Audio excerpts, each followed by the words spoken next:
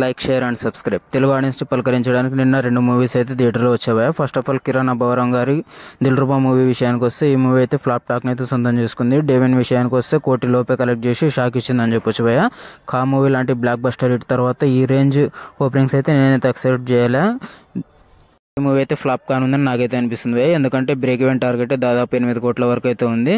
Day 1 8 లక్షలు అంటే ఇంకా డే బై డే తగ్గుతూనే ఉంటుంది. కాబట్టి తర్వాత ఆయన ఖాతాలో ఇంకో ఫ్లాప్ అయితే పడిందని నాకైతే అనిపిస్తుంది. మీరు మూవీ చూసారా అనిపించింది మీరైతే కింద కామెంట్ చేయండి.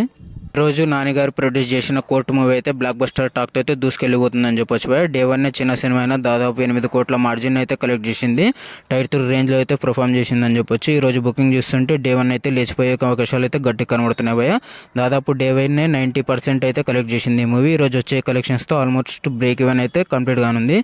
ఈ మూవీ బ్రేక్ ఈవెన్ టార్గెట్ వచ్చేసి 7 కోట్ల చిల్లర అయితే ఉంది. దాదాపు 4 కోట్ల వరకు అయితే డే 1 కలెక్ట్ చేసి పడేసింది.